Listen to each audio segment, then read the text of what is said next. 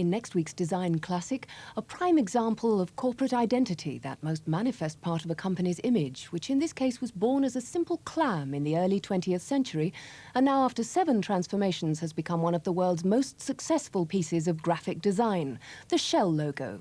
That's at 8:30 next Thursday here on BBC Two.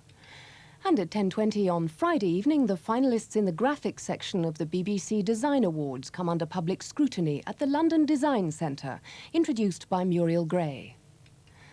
Because we stayed longer than expected at Wimbledon earlier this evening, we're sorry we were unable to bring you tonight's Alexei Sales stuff.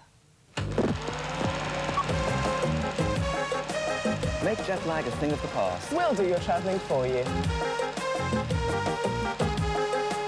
All the colour in the world. With none of the inconvenience.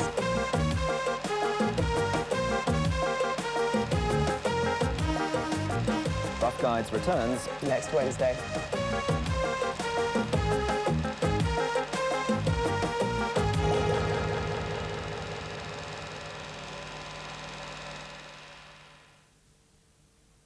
In this week's Newsnight, tonight an exclusive interview with Nelson Mandela. Tomorrow, the Archbishop of Canterbury gives his first interview since deciding to retire. On Thursday, the Foreign Secretary on whether Britain can still have its own foreign policy. And on Friday, Charles Wheeler examines the Prime Minister's view of Europe's future defences. All that, plus nightly reports from Jeremy Paxman in Moscow as Mr. Gorbachev battles for power. That's Newsnight, every night, 10:30 on 2. Now on BBC Two, tonight's Present Imperfect, and a proposed innovation disrupts the bucolic charm of an English village, leaving the difficult task of moderation to Roger Massingbird Mundy, local vicar and cousin to the local squire, in Lord of the Land. Land of hope and glory, mother of the free, how shall we extol thee, who are born of thee?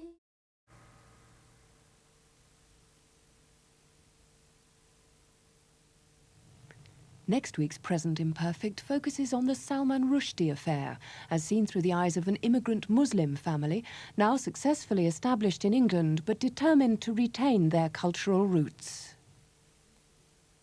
Radio Times in full colour with brighter, clearer pages.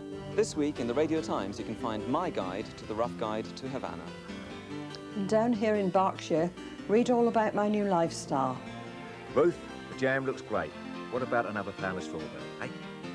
Peter Dean argues for the survival of local markets, and David Jason tells Radio Times why he's going straight.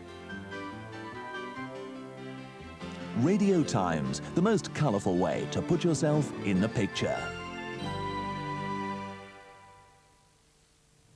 In 45 minutes here on 2, the celebrated American broadcaster Bill Moyers interviews Elaine Pagels, lecturer in the history of religion at Princeton University. Now on 2, Newsnight.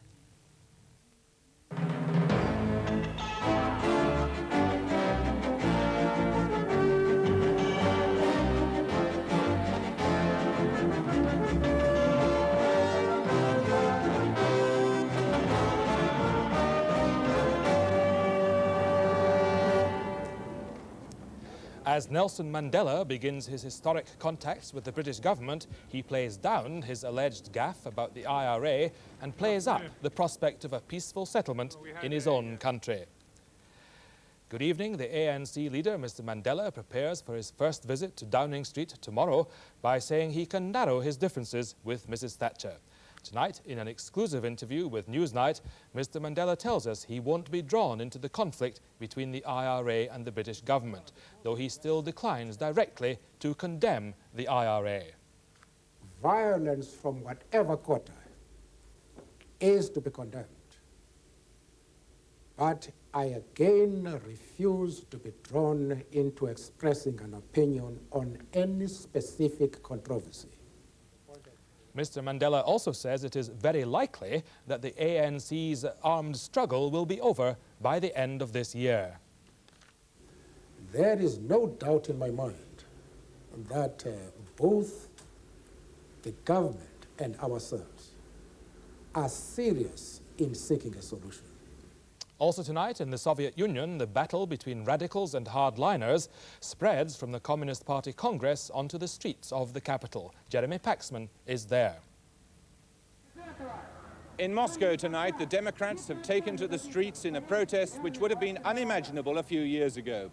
It's another indication of the failing grip of the party upon this country. But inside the 28th Party Congress, the old guard will have none of it. There have been big mistakes in perestroika, says the leader of the traditionalists. The army stays loyal to the party.